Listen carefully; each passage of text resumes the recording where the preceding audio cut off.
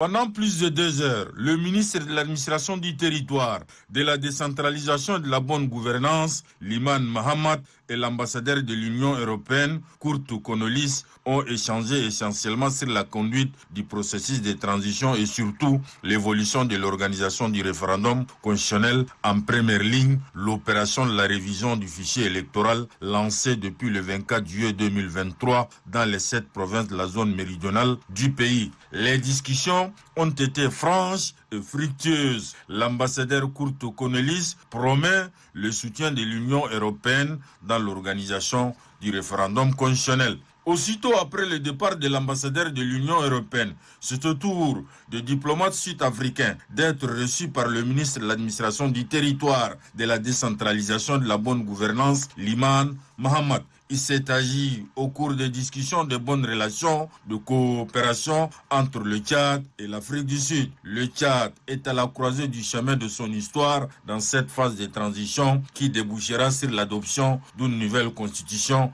et le choix d'une nouvelle forme de l'État. L'ambassadeur de l'Afrique du Sud au Tchad, Joseph Ngossi, rassure que son pays va apporter sa contribution pour la réussite du processus de transition au Tchad, dans le souci de s'enquérir davantage sur l'opération de la révision du fichier électoral qui est lancée il y a plus d'une semaine dans les 7 provinces de la zone méridionale. Le ministre de l'administration du territoire, par ailleurs président de la CONEREC, effectuera dans les jours qui suivent une mission de suivi et évaluation de l'opération d'enrôlement des électeurs.